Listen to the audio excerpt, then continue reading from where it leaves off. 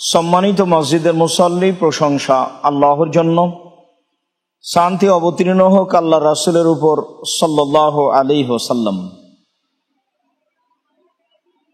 রমজান মাস, আজ জুমার খুতবায় সংক্ষিপ্ত বক্তব্যের বিষয় যাকাত। যাকাত সম্পর্কে এক গুরুত্বপূর্ণ সংক্ষিপ্ত তথ্যবহুল বিবরণের চেষ্টা করব ইনশাআল্লাহুল আজিজ। যাকাত শব্দের আভিধানিক অর্থ হল বৃদ্ধি করা, পবিত্র করা। শরীয়তের পরিভাষায় যে সম্পদের উপরে যাকাত ফরজ হয়েছে, সেই সম্পদ হতে যাকাত বের করে হকদারদের নিকট পৌঁছিয়ে দেওয়া। যাকাত একটি ফরজ বিধান, যা প্রত্যেকটা মুসলিম পুরুষ নারী যার উপরে যাকাত ফরজ হবে তাকে আদায় করা জরুরি, আদায় করতে বাধ্য। এ ব্যাপারে আল্লাহ তাআলা বলেন, ওয়াকিমুস সালাহ ওয়া আতুজ যাকাত। পৃথিবীর মানুষ, তোমরা সালাত আদায় করো এবং যাকাত প্রদান করো। ওয়ামা তুকাদ্দিমু লিআনফুসিকুম মিন খাইরিন তাজিদুহু ইনদাল্লাহ। আর তোমরা যেসব অর্থ সম্পদ দান করছো তা অবশ্যই আল্লাহর নিকটে পেয়ে যাওয়া। ইন্নাল্লাহা বিমা তা'মালুনা বাসীর। নিশ্চয় আল্লাহ তাআলা তোমরা যা করো তা দেখতে পান। তোমাদের কর্ম সব সময় তিনি লক্ষ্য করেন। অত্র আয়াতে আল্লাহ তাআলা যাকাত প্রদানের জন্য আদেশ করেছেন। সালাত যেমন ফরজ বিধান, মানুষ আদায় করতে বাধ্য, যাকাত তেমন ফরজ বিধান, মানুষ আদায় করতে বাধ্য। আয়াতে পরের অংশে আল্লাহ তাআলা বলেন, তোমরা তোমাদের অর্থ সম্পদ হতে তোমাদের জন্য যা প্রদান করছো তার ফলাফল আল্লাহর নিকটে পেয়ে যাওয়া। নিশ্চয় আল্লাহ তাআলা তোমাদের কর্ম দেখছেন, তোমরা কি কর্ম করো। আল্লাহ তাআলা অন্যত্রে বলেন, খুয মিন আমওয়ালিহিম সাদাকাতান তুতাহহিরুহুম ওয়া তুযাক্কিহিম বিহা। মুহাম্মদ সাল্লাল্লাহু আলাইহি সাল্লাম, আপনি তাদের অর্থ সম্পদ হতে যাকাত বের করুন। যাকাত বের করে আপনি তাদেরকে, তাদের অর্থ সম্পদকে পবিত্র করুন। সাল্লি আলাইহিম, আর আপনি তাদের জন্য দুয়া প্রার্থনা করুন। ইন্না সলাতাকা সাকানুন লাহুম, নিশ্চয় আপনার দুয়া তাদের জন্য নিরাপত্তা ও শান্তির মাধ্যম। আল্লাহু আলিমুন, আল্লাহু আলিমুন, নিশ্চয় আল্লাহ তাআলা, আল্লাহু সামিউন আলিম, নিশ্চয় আল্লাহ তাআলা সবকিছু শোনেন ও জানেন। মানুষের কর্মকে আল্লাহ দেখেন, মানুষের কর্ম আল্লাহ তাআলা জানেন। সম্মানিত মসজিদের মুসল্লি, অত্র আয়াতে আল্লাহ তাআলা মানুষকে যাকাত প্রদানের জন্য আদেশ করেন। আরো বলেন, যাকাতের মাধ্যমে মানুষের অর্থ সম্পদ পবিত্র হয়, মানুষ নিজেও পবিত্র হয়। মানুষ যদি অর্থ সম্পদের যাকাত প্রদান না করে, তাহলে মানুষের অর্থ সম্পদ অপবিত্র থাকবে। আল্লাহ তাআলা অত্র আয়াতে আরো বলেন, আপনি তাদের জন্য দোয়া করুন যারা যাকাত প্রদান করে তাদের জন্য দোয়া করুন। অবশ্যই আপনার দোয়া তাদের জন্য শান্তি, নিরাপত্তা ও কল্যাণের মাধ্যম। আল্লাহ তাআলা অন্যত্রে বলেন, ওয়াতু হাক্কাহু ইয়াওমা হাসাদিহি, তোমরা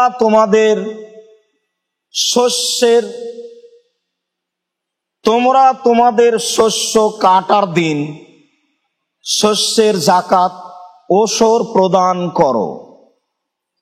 ওয়ালা তুসরিফু ইন্নাহু লা ইউহিব্বুল মুসরিফিন, তোমরা অপচয় সম্পদ নষ্ট করো না, নিশ্চয় আল্লাহ তাআলা যারা সম্পদ অপচয় করে তাদের পছন্দ করেন না।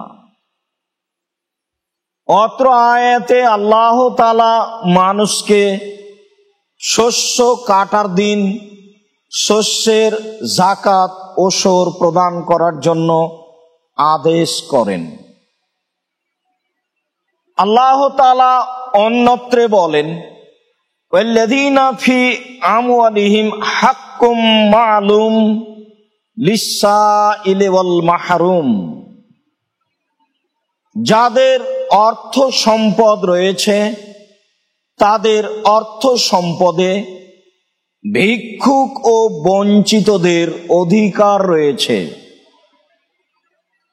সম্মানিত মসজিদের মুসল্লি, আল্লাহ তাআলা অত্র আয়াতে বলেন, যারা অর্থ সম্পদ রাখে বিত্তশালী, তারা যে শুধু নিজেরাই সেই সম্পদের মালিক কথা ঠিক নয়, বরং তাদের সম্পদে আরেকজনের হক অধিকার রয়েছে যা মানুষ দিতে বাধ্য।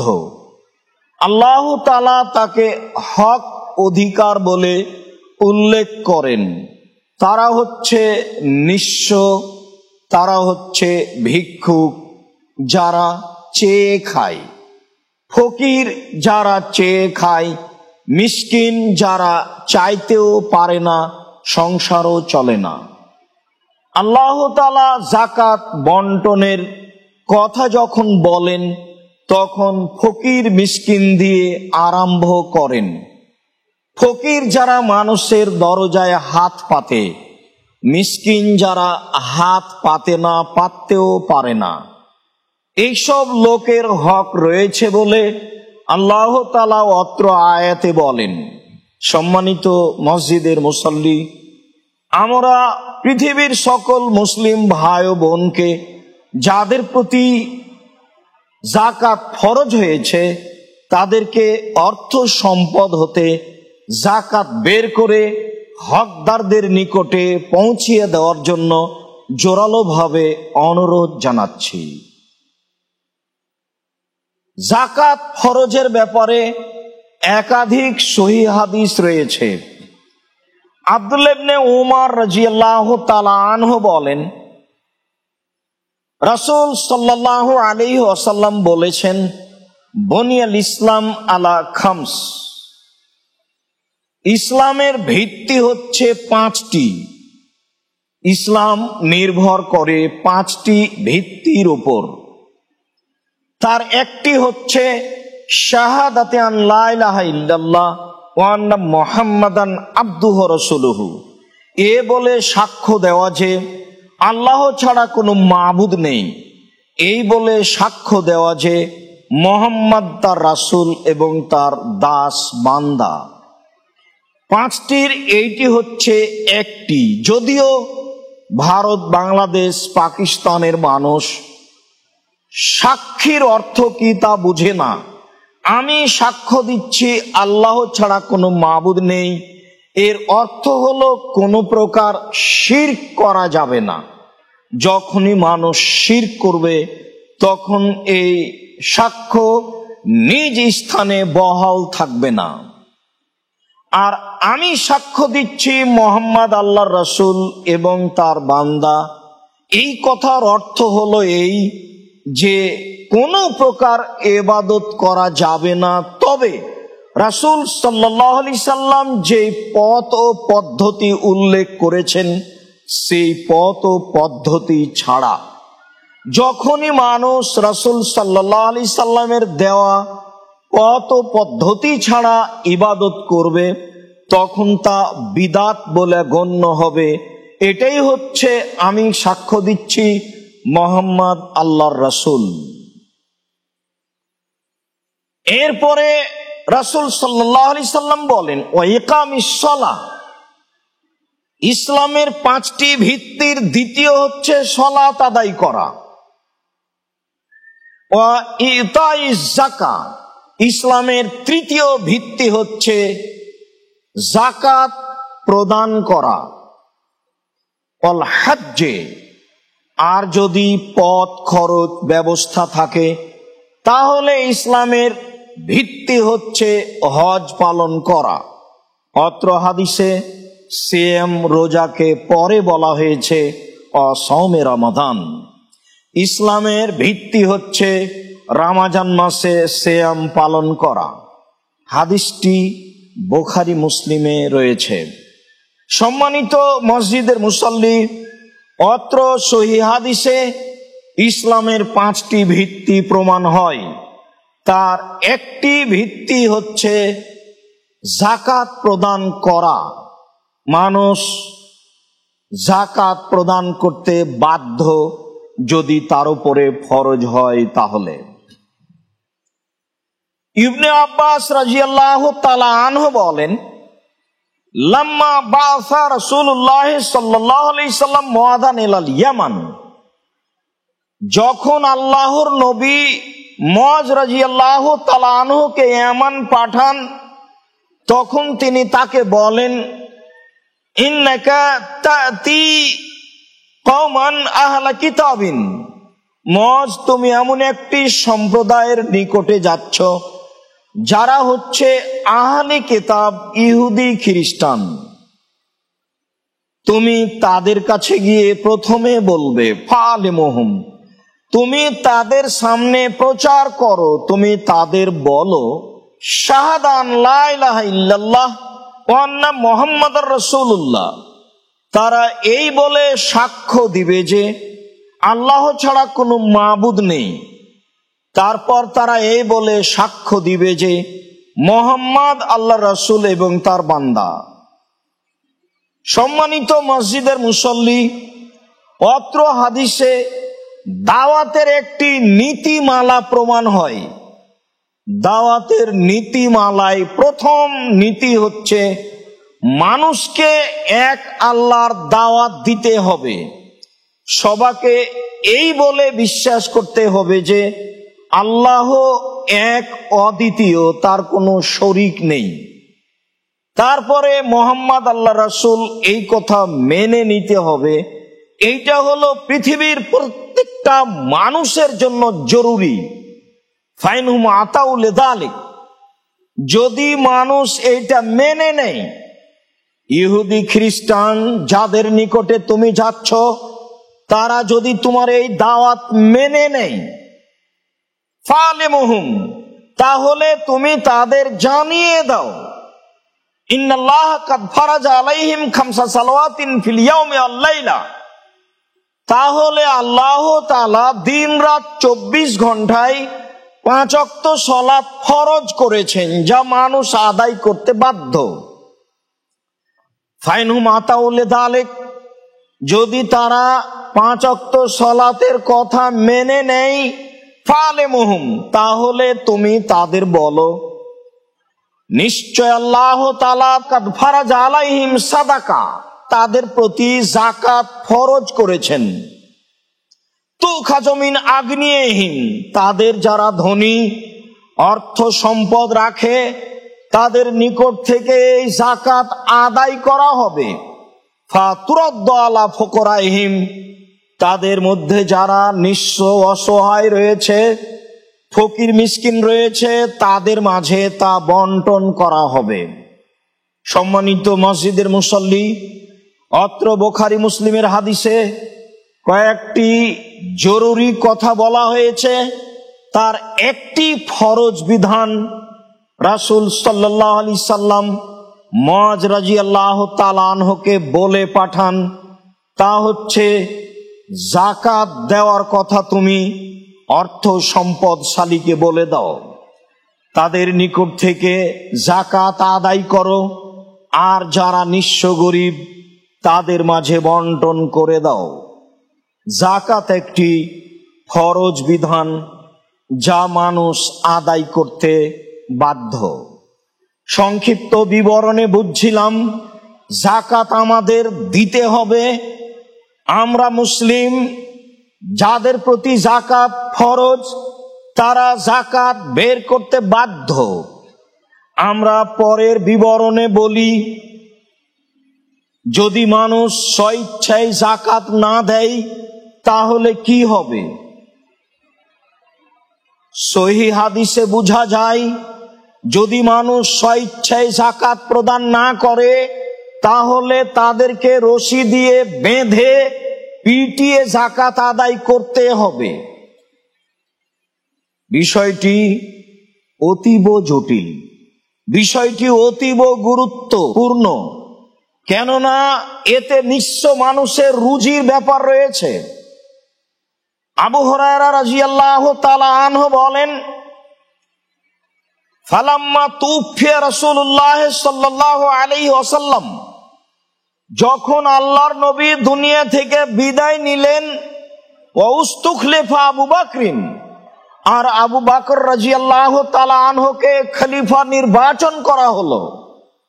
ওয়া কাফারা মান কাফারা মিনাল আরব, ওই সময়ে আরব ভূখণ্ডে অনেকেই কাফের হয়ে গেল। তারা সালাত আদায় করবে কিন্তু যাকাত প্রদান করবে না, তারা যাকাত দেবে না। উমর রাদিয়াল্লাহু তাআলা আনহু আবু বকর সিদ্দিক রাদিয়াল্লাহু তাআলা আনহুকে বললেন, কাইফা তুকাতিলুন নাস, আজকে আপনি মানুষের সাথে কিভাবে যুদ্ধ করবেন? মানুষকে আপনি যাকাত প্রদানের জন্য কিভাবে বাধ্য করবেন?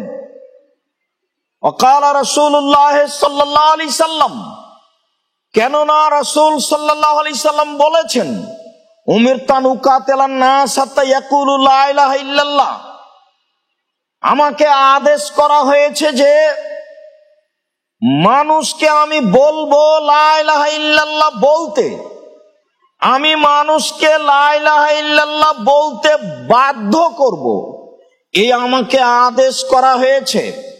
ফামান ক্বালা লা ইলাহা ইল্লাল্লাহ আসামা মা লাহু ওয়া নাফসাহু, যে ব্যক্তি লা ইলাহা ইল্লাল্লাহ বলল সে নিজেকে এবং তার সম্পদকে নিরাপদে করে নিল। এই পর্যন্ত বিবরণে বোঝা যায়, যারা 5 ওয়াক্ত সালাত আদায় করে না তাদের অর্থ সম্পদ নিরাপদ নয়। তিনি বলেন, আজকে যারা লা ইলাহা ইল্লাল্লাহ বলেছে তারাই তো যাকাত দেবে না, আর যারা লা ইলাহা ইল্লাল্লাহ বলেছে তাদেরকে বাধ্য করা যাবে না কোনো ধর্মীয় কাজে, তাদেরকে পিটিয়ে কাজ করতে বাধ্য করা যাবে না, তাদেরকে হত্যা করা যাবে না, এই কথা রাসূল সাল্লাল্লাহু আলাইহি সাল্লাম বলেন। তারা সালাত আদায় করছে, যারা যাকাত দেব না বলছে। আল্লাহর নবী মুহাম্মদ সাল্লাল্লাহু আলাইহি সাল্লাম বলেছেন, মানুষ সালাত আদায় করলে তার অর্থ সম্পদ নিরাপদ হয়ে যায়, তার নিজের আত্মা নিরাপদ হয়ে যায়, তার আত্মার ব্যাপারে কোনো সিদ্ধান্ত নেওয়া যাবে না। তখন আবু বকর সিদ্দিক ওমর রাদিয়াল্লাহু তাআলা আনহুকে বলেন, এক বর্ণনায় রয়েছে, আপনি যেদিন মুশরিক ছিলেন সেদিন আপনি বীর পুরুষ ছিলেন, আজকে আপনি মুসলমান হয়েছেন, কাপুরুষ হয়েছেন, বলেন কি আপনি? ওয়াল্লাহি আল্লাহর কসম, ওয়াল্লাহি আল্লাহর কসম, আমি আবু বকর সিদ্দিক বলছি, আল্লাহর কসম, লাউকাতিলু মান ফাররাকা বাইনা সালাতি ওয়া যাকাতি ফাইনা যাকাতা হাক্কুল মাল, নিশ্চয় আমি যুদ্ধ চালিয়ে যাব।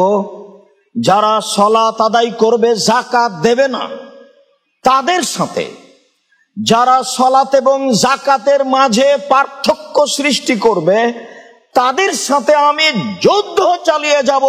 তার মানে সালাত আদায় করে যাকাত দেবে না, আমি তাদের পিটিয়ে যাকাত আদায় করব।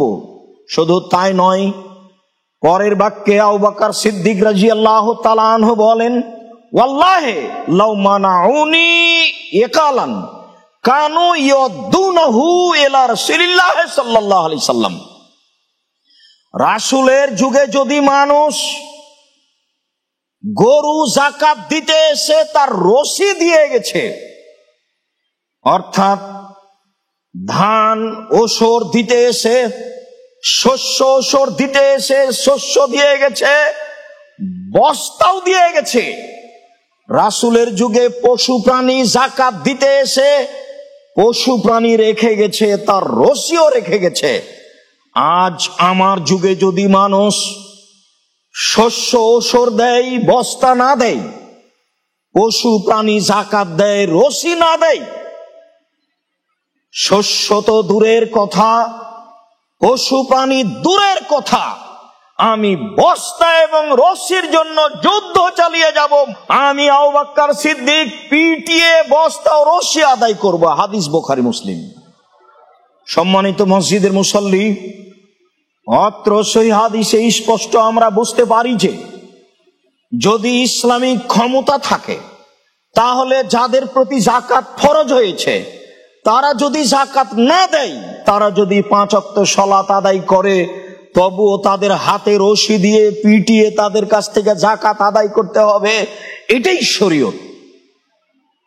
হয়তোবা আমাদের দেশে এই ব্যবস্থা নেই, যার জন্য এদেশের পৃথিবীর হাজারো মানুষ যাকাত প্রদান করা কাজটিকে স্বাভাবিক বুঝছে।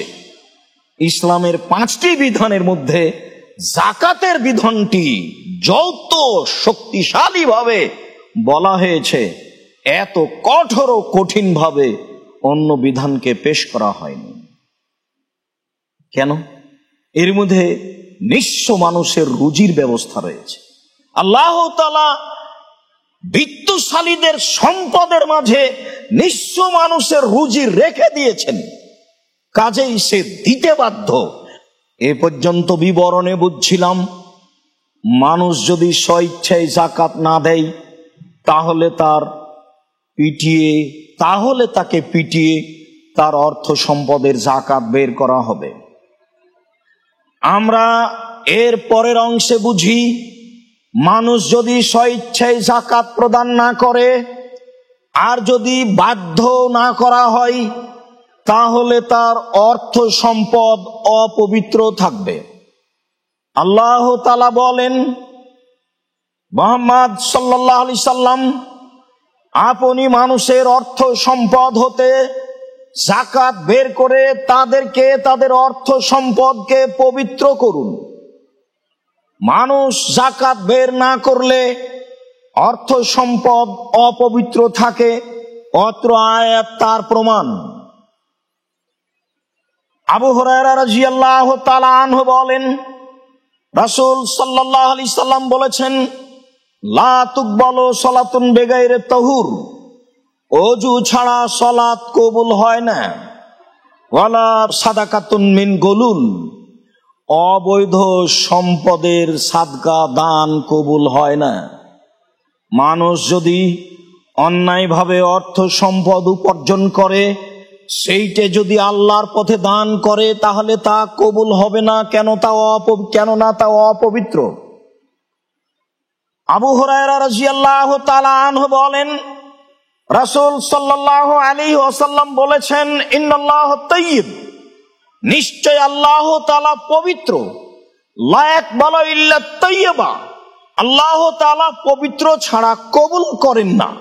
সুম্মা যাকারা রাজুলা ইউতুলি সাফারা, তারপর আল্লাহর নবী একটি লোকের কথা বললেন, যে লোকটি একটা লম্বা সফরে রয়েছে।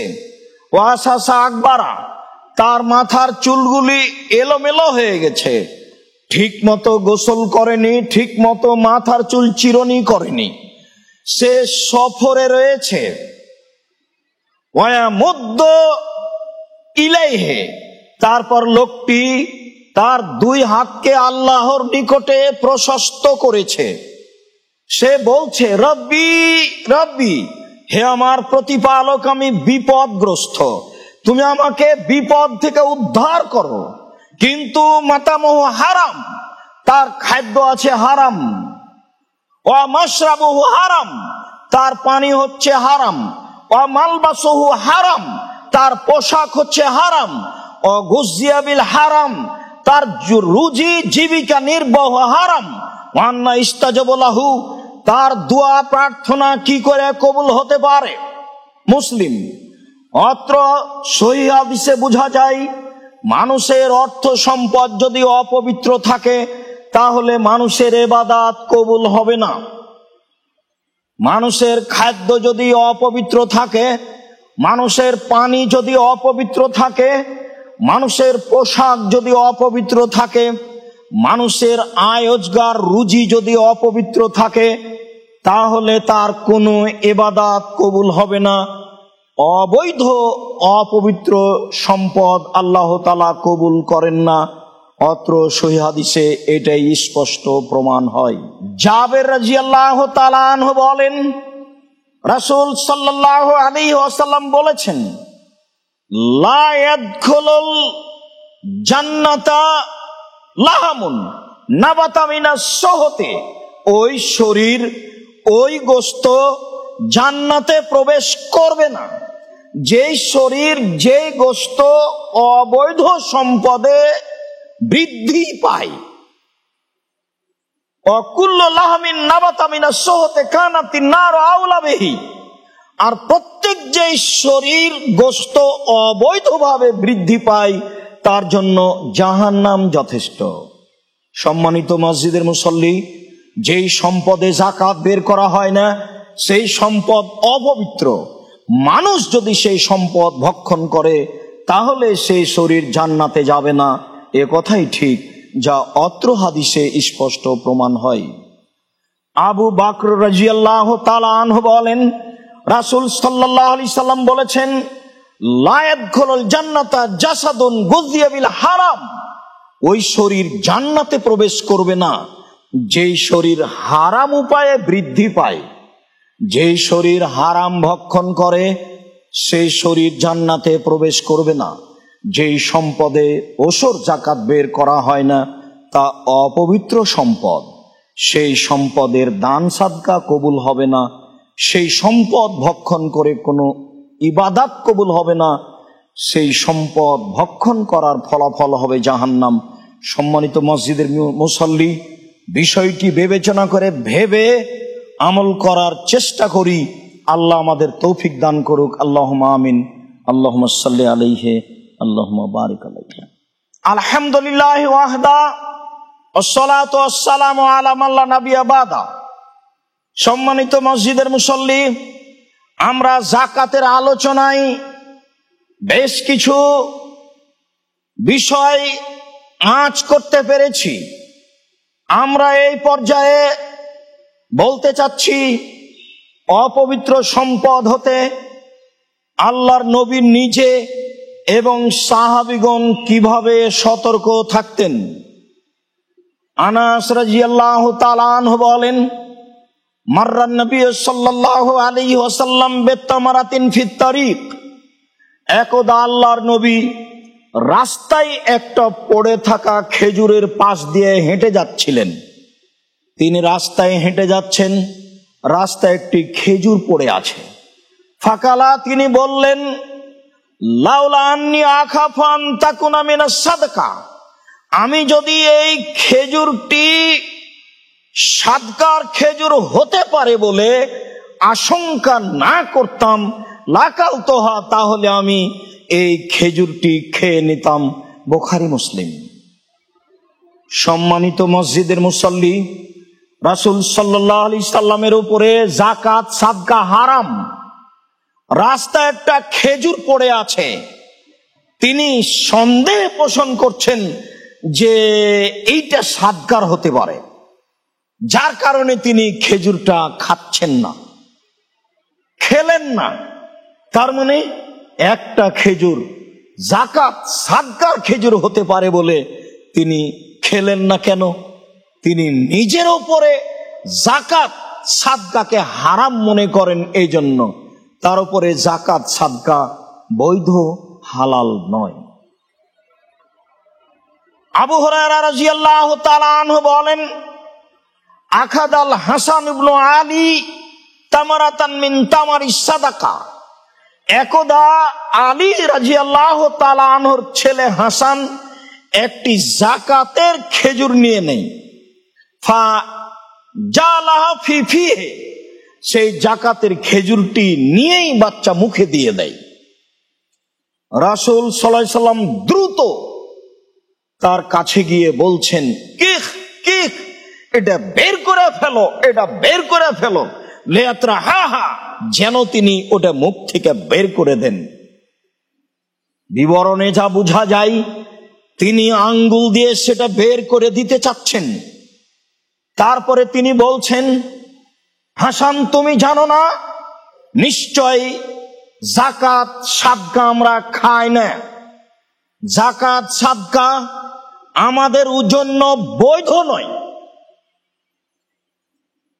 আব্দুল মুত্তালিব ইবনে রাবিয়া রাদিয়াল্লাহু তাআলা আনহু বলেন, রাসূল সাল্লাল্লাহু আলাইহি ওয়াসাল্লাম বলেছেন, ইন্না হাযিহি সাদাকাত, নিশ্চয় এই যাকাত দান, ইন্নামা আওসাখুন নাস, নিশ্চয় এটা মানুষের ময়লা, ওয়াইন্নাহা লা তাহিল্লু লি মুহাম্মদ ওয়ালা লি আলি মুহাম্মদ, নিশ্চয় এই যাকাত সাদকা মুহাম্মাদের জন্য হালাল নয়, তার বংশ পরিবারের জন্য হালাল নয়। অন্য এক বর্ণনায় বলেন, তার বাড়িতে যারা কাজ করে দাস দাসী রয়েছে তাদের জন্য হালাল নয়, কেননা দাস দাসী মালিকের অন্তর্ভুক্ত। তিনি বলতে চাইলেন, আলী তুমি এই খাদ্য মুখে দাও, এই যাকাত সাদকা আমি মুহাম্মদ আমার জন্য হালাল নয়, আমার বংশের জন্য হালাল নয়, আমার আহাল পরিবারের জন্য হালাল নয়, আমার বাড়িতে যারা কাজ করে তাদের জন্য হালাল নয়। অত্র বিবরণ পেশ করে আমি বলতে চাচ্ছি, রাসূল সাল্লাল্লাহু আলাইহি সাল্লাম যেই সম্পদ তার জন্য হালাল ছিল না, সেই সম্পদের ব্যাপারে তিনি কত সতর্ক সাবধান ছিলেন। এ ব্যাপারে আমি আপনাদেরকে একটি হাদিস শোনাই।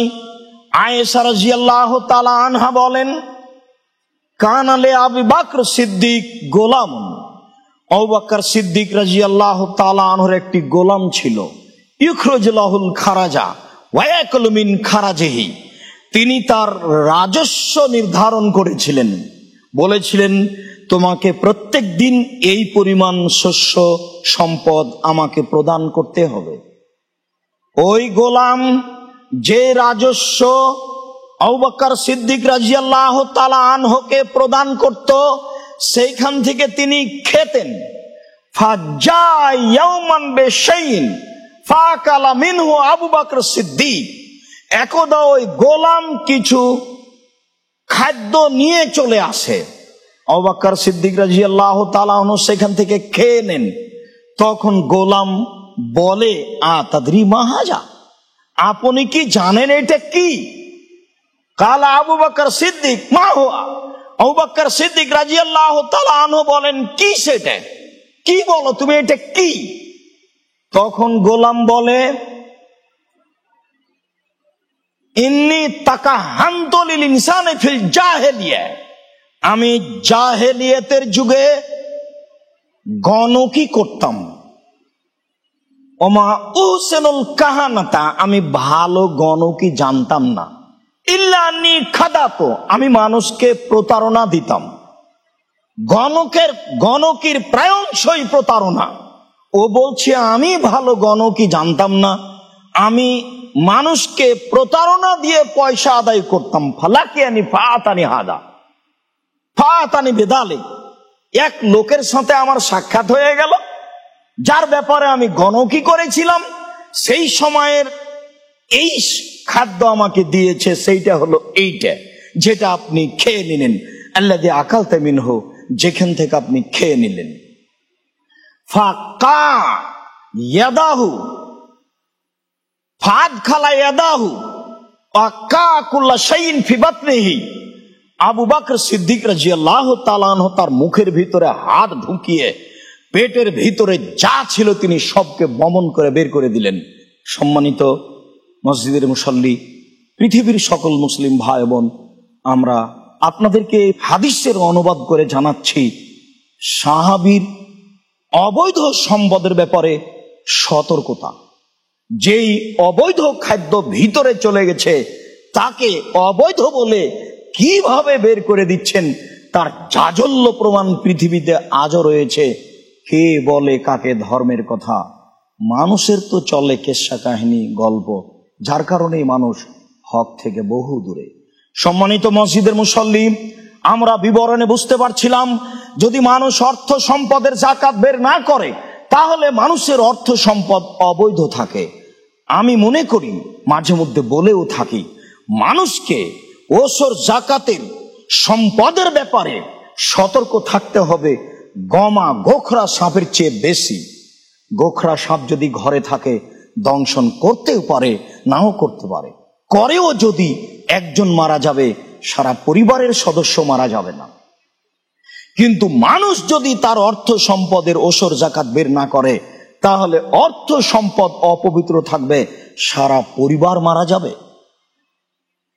গোখরা সাপের চেয়ে ওই সম্পদ অনেক অনেক অনেক ভয়াবহ, যেই সম্পদে ওসর যাকাত বের করা হয় না।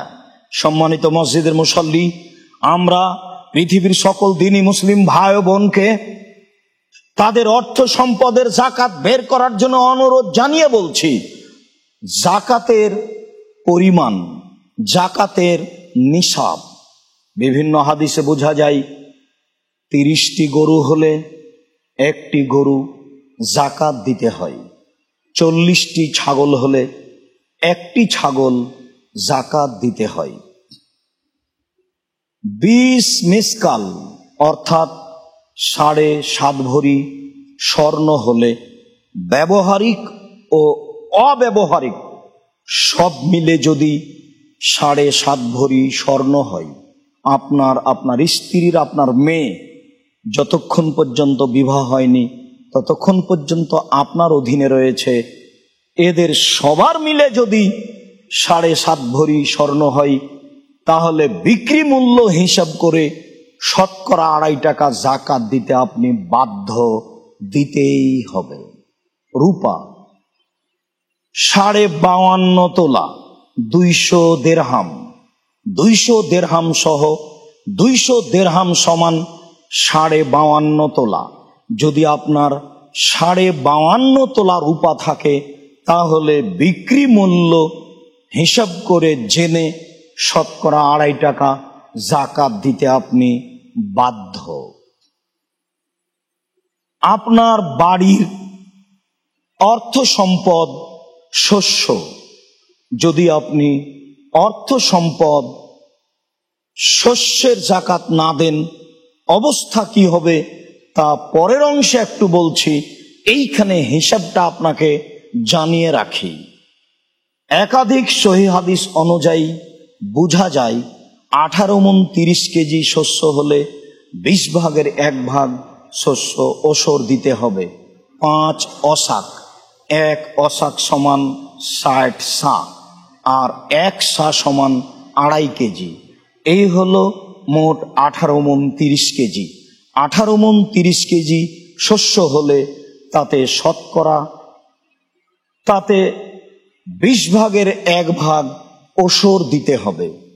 আপনার বাড়ির জমা করা টাকা, ব্যাংকের টাকা, ডিপিএস খোলা আছে তার টাকা, ঋণ কর্জ দেওয়া আছে সহজেই পাওয়া যাবে তার টাকা, দোকান বরাদ্দ আছে তার টাকা, এই সব মিলে যদি 52.5 তোলা রূপার সমমূল্য হয় বা 7.5 ভরি স্বর্ণর সমমূল্য হয় তাহলে আপনি শতকরা 2.5 টাকা জাকাত দিতে বাধ্য। ব্যাংক হিসেবে, ব্যবসার অর্থ সম্পদ হিসেবে, ব্যবসার অর্থ সম্পদের জন্য বছর লাগবে না। আপনি ব্যবসা করেন, আজকে জাকাত দিতে বসেছেন, এই কিছুক্ষণ আগে ব্যাংকে একটা টাকা জমা হলো, এই টাকারও জাকাত দিতে হবে। গত বছর এই সময়ে জাকাত দিয়েছিলেন, আবার আজকে এই সময়ে জাকাত দিবেন। উপস্থিত ব্যবসায়ী যত টাকা রয়েছে হিসাব করে রূপা মূল্য অথবা স্বর্ণ মূল্যে শতকরা 2.5 টাকা জাকাত দিতে হবে। স্বর্ণ মূল্যে অনেক টাকা হলে জাকাত লাগে প্রায় 3 লক্ষ, তবে রূপা মূল্য হিসাব করলে প্রায় 35 থেকে 40 হাজার টাকা হলেই জাকাত দিতে হয়। আমরা বলতে চাচ্ছি, অসহায় নিঃস্ব মানুষের প্রতি সহযোগিতা করো তো। রূপা মূল্যে আপনার বাড়িতে জমা রাখা টাকা, ব্যাংকে জমা রাখা টাকা, ডিপিএস খোলা টাকা, ঋণ দিয়ে রেখেছেন সহজেই পাওয়া যাবে এই টাকা, দোকান বরাদ্দ আছে এই টাকা, সব টাকা মিলে যদি 200 দিরহাম 52.5 তোলা রূপা সমমূল্য হয়, তাহলে আপনি তার শতকরা 2.5 টাকা জাকাত প্রদান করুন। লক্ষে 2.5 টাকা জাকাত প্রদান করুন। সম্মানিত মসজিদের মুসল্লি, এতক্ষণ পর্যন্ত যা বললাম যদি সত্যি আপনি বাস্তবায়ন না করেন তাহলে কি হবে? আল্লাহ তাআলা বলেন, ওয়াল্লাযীনা ইয়াকনিজুনা আয-যাহাবা ওয়াল ফিদ্দা ওয়া লা ইউনফিকুনাহা ফী সাবিলিল্লাহ ফাবাশশিরহুম বিআযাবিন আলীম। যারা অর্থ সম্পদ স্বর্ণ চাঁদি সঞ্চয় করে রাখে এবং তার যাকাত প্রদান করে না, মুহাম্মদ সাল্লাল্লাহু আলাইহি ওয়াসাল্লাম আপনি তাদের বলে দেন, তাদের এই সংবাদ দিয়ে দেন, ফায়ুহমা আলাইহা ফি নারে জাহান্নামা, বিচারের মাঠে তাদের এই অর্থ সম্পদকে একটি লাঠি বা তরবারি বা বহুপাত তৈরি করে জাহান্নামের আগুনে গরম করা হবে। ফাতুকওয়া বিহা জিবাহুম ওয়া জুনুবুহুম ওয়া জুহুরুহুম। এইটা গরম করে বিচারের মাঠে তার কপালে, তার পিঠে, তার পার্শ্বদেশে দাগ দেওয়া হবে, আর বলা হবে হাজা, আর বলা হবে এই হচ্ছে তোমার সঞ্চিত সম্পদ, যেই সম্পদ তুমি সঞ্চয় করে রেখেছিলে, যাকাত প্রদান করনি। ফাযুকু মা কুনতুম তাকনিজুন, তোমার সঞ্চিত সম্পদের স্বাদ তুমি নিজেই ভোগ করো। সম্মানিত মসজিদের মুসল্লি, অর্থ সম্পদের যাকাত না দিলে ফলাফল এই হবে যা আল্লাহ তাআলা বলেন। আবু হুরায়রা রাদিয়াল্লাহু তাআলা আনহু বলেন, রাসূল সাল্লাল্লাহু আলাইহি ওয়াসাল্লাম বলেছেন, মা মিন সাহেবে যাহাবিন ওয়ালা ফিজ্জা, যার উপরে স্বর্ণ চাঁদি টাকার যাকাত ফরজ হয়েছে, ওয়ালা ইউদ্দি মিন হাক্কাহা, সে যদি স্বর্ণ চাঁদি তার সম্পদের টাকার যাকাত প্রদান না করে, ইল্লা ইয়াউমাল কিয়ামা, তাহলে এইগুলিকে বিচারের মাঠে নিয়ে আসা হবে। এইগুলি বিচারের মাঠে নিয়ে এসে সুফিয়াত লাহু সাফায়ে, এই তার টাকা স্বর্ণ চাঁদিকে একটি তরবারি বা বহুপাত, একটি লাঠি তৈরি করা হবে। লাঠি তৈরি করে উহমিয়া আলাইহা মিন নার, আবার লাঠিটা তৈরি করা হবে এই সম্পদ মানে জাহান্নামের আগুনের মাধ্যমে। এইটা আবার গরম করে ফায়ুকওয়া জামবহু ওয়া জাবিনহু ওয়া জাহরহু, তার কপালেও তার পার্শ্বদেশেও তার পিঠে দাগ দেওয়া হবে। রাসূল সাল্লাল্লাহু আলাইহি ওয়াসাল্লাম বলেন, দাগ দেওয়ার সময় কুল্লামা রুদ্দাত উইদাত লাহু, যতবার একবার দাগ দেওয়া শেষ হবে পুনরায় ফিরিয়ে নিয়ে এসে আবার আরম্ভ করা হবে। যতবার একবার শেষ হবে পুনরায় ফিরিয়ে নিয়ে এসে আবার আরম্ভ করা হবে। ফি ইয়াউমিন কানা মিকদারুহু 50 আলফা সানা, যে দিনের সময়ের পরিমাণ হচ্ছে একদিন সমান 50,000 বছর। হাত্তা ইউযা বাইনাল ইবাদ, যতদিন পর্যন্ত মানুষের মাঝে বিচার শেষ না হচ্ছে ততদিন পর্যন্ত এইভাবে তার কপালে, তার পিঠে, তার পার্শ্বদেশে এই জাহান্নামে গরম করে লাঠি দিয়ে, তরবারি দিয়ে দাগ দিতে থাকা হবে।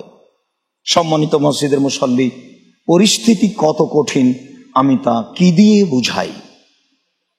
আমি বলতে চাচ্ছি, পৃথিবীর সকল মুসলিম দিনী ভাই বোনকে যাকাতের ব্যাপারে আপনারা দ্রুত সতর্ক হন। একেবারে খুঁটিনাটি হিসাব করে সময়ে যাকাত প্রদান করার চেষ্টা করুন।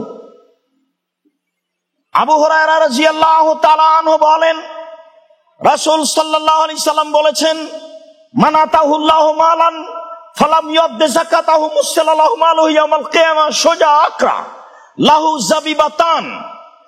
যাকে অর্থ সম্পদ আল্লাহ তাআলা দিয়েছেন, সে যদি তার অর্থ সম্পদের যাকাত প্রদান না করে, তাহলে এই অর্থ সম্পদ বিচারের মাঠে বিষাক্ত সাপ হবে। এত বিষাক্ত হবে, বিষের কারণে তার মাথায় লোম থাকবে না, টাক পড়ে থাকবে। তিনি আরো বলেন, ওয়ালাহু জাবিবাতান, তার চোখের উপরে দুটি কালো দাগ থাকবে।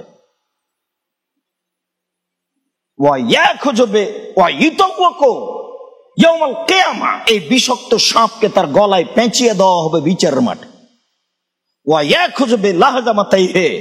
এই সাপ গলায় পেঁচানো অবস্থায় তার দুই মুখ দিয়ে তার মুখের দুই অংশে ছোবল মারবে আর বলবে, আনা মাহলুক, আমি হচ্ছি তোমার সম্পদ, আনা কানজক, আমি হচ্ছি তোমার ওই সঞ্চিত সম্পদ, যেই সম্পদের যাকাত দেওয়া হয়নি। সম্মানিত মসজিদের মুসল্লি, তাহলে মানুষের অর্থ সম্পদ কে আল্লাহ তাআলা লাঠি তৈরি করে আগুনে গরম করে, জাহান্নামের আগুনে গরম করে তার কপালে ও পার্শ্বদেশে ও পিঠে দাগ দেওয়ার ব্যবস্থা করবেন। সাথে সাথে তার অর্থ সম্পদকে সাপ তৈরি করা হবে, যেই সাপ তাকে দংশন করবে, সাপ গলায় পেঁচিয়ে দেওয়া হবে। এমনি একটা সাধারণ সাপ দেখলে মানুষ ভয়ে পালাতে থাকে, যেই সাপ হবে খুব বেশি বিষাক্ত, আরো ভয়াবহ আকৃতি, তার দুঃখের চোখের উপরে দুইটি কালো দাগ থাকবে। এই সাপকে তার গলায় পেঁচিয়ে দেওয়া হবে, তার গলায় পেঁচানো অবস্থায় তার দুইটা মুখ দিয়ে তাকে বারবার ছবল মারতে থাকবে, আঘাত করতে থাকবে। পরিস্থিতি কেমন হতে পারে? আবু যার গেফারি রাদিয়াল্লাহু তাআলা আনহু বলেন, রাসূল সাল্লাল্লাহু আলাইহি ওয়াসাল্লাম বলেছেন, মা মিন রাজুলিন তাকুনু এবেলুন আও বাকারুন আও গানাম, যে কোনো মানুষের উট, গরু, ছাগল রয়েছে, ওয়ালা ইউদ্দি হাক্কাহা, সে উট, গরু, ছাগলের যাকাত প্রদান করেনি, ইল্লা উতিয়া বিহা ইয়াউমাল কিয়ামা ওয়া তাকুনু আদামা ওয়া আসনামহু, এইগুলি বিচারের মাঠে আরো শক্তিশালী এবং বড় হবে। এই উট, এই গরু, এই ছাগল আরো মোটা তাজা হবে এবং বিশাল আকৃতির হবে। রাসূল সাল্লাল্লাহু আলাইহি সাল্লাম বলেন, তাতাউহু বিআগফাফিহা, এই গরু, ছাগল, উট তার পায়ের খুর দিয়ে তাকে মারাতে থাকবে, পা দিয়ে তাকে ডলতে থাকবে। তানতাহু বিকুরুনিহা, এই গরু, উট, ছাগল তার শিং দিয়ে তাকে গুতা মারতে থাকবে। হাত্তা ইউগজা বাইনান নাস, যতদিন পর্যন্ত মানুষের মাঝে বিচার না হচ্ছে। আমি বুঝাতে অক্ষম বিচারের মাঠ কত কঠিন যারা অর্থ সম্পদের যাকাত বের করে না তাদের জন্য। সম্মানিত মসজিদের মুসল্লি, দিনী ভাই বোন, বিষয়টি বিবেচনা করার জন্য অনুরোধ জানাচ্ছি। আবু হুরায়রা রাদিয়াল্লাহু তাআলা আনহু বলেন, রাসূল সাল্লাল্লাহু আলাইহি সাল্লাম বলেছেন, ইয়াকুনু কানজু আহাদিকুম ইয়াউমাল কিয়ামা সুজা আকরা, বিচারের মাঠে তোমাদের সঞ্চিত সম্পদ হয়ে যাবে বিষাক্ত সাপ। যেই সাপের বিষের কারণে মাথায় লোম থাকবে না, তার মাথায় চোখের উপরে দুটি কালো দাগ থাকবে।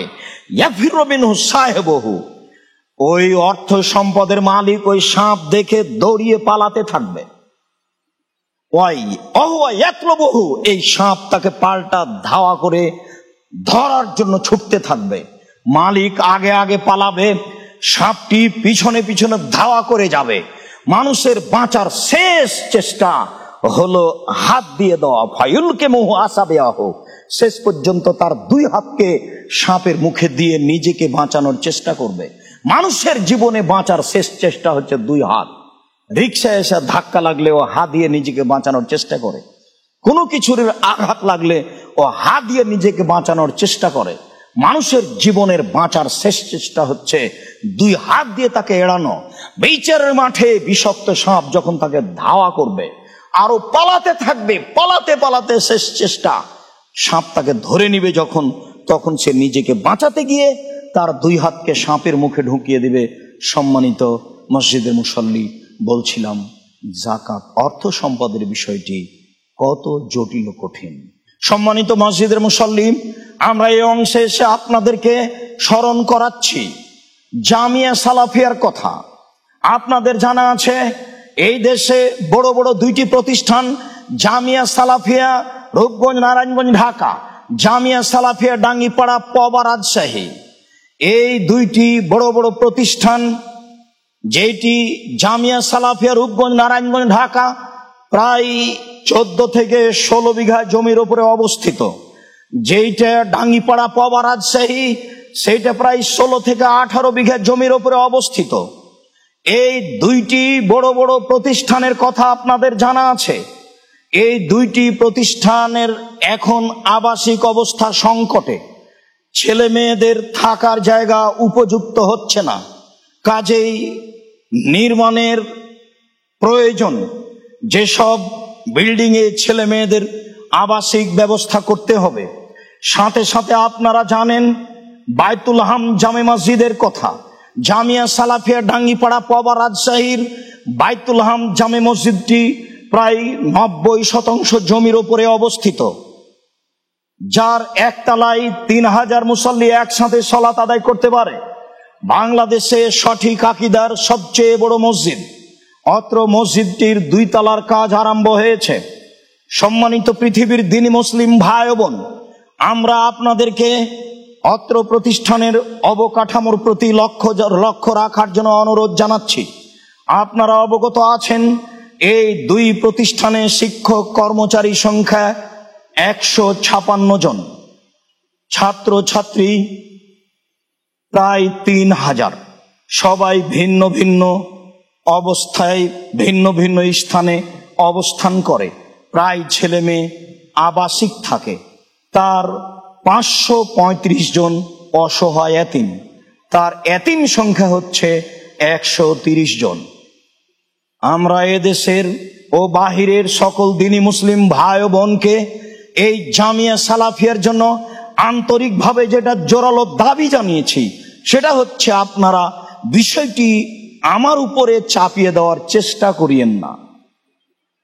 আমি পৃথিবীর সকল দ্বীনি মুসলিম ভাই বোনকে এই প্রতিষ্ঠানে অংশগ্রহণ করার জন্য অনুরোধ জানাচ্ছি এবং নিজের উপরে এই জিম্মেদারি পালন করার জন্য অনুরোধ জানিয়ে বলছি, আপনারা প্রথমত এই প্রতিষ্ঠানের জন্য দোয়া করুন, আল্লাহ যেন এই প্রতিষ্ঠানকে কবুল করেন।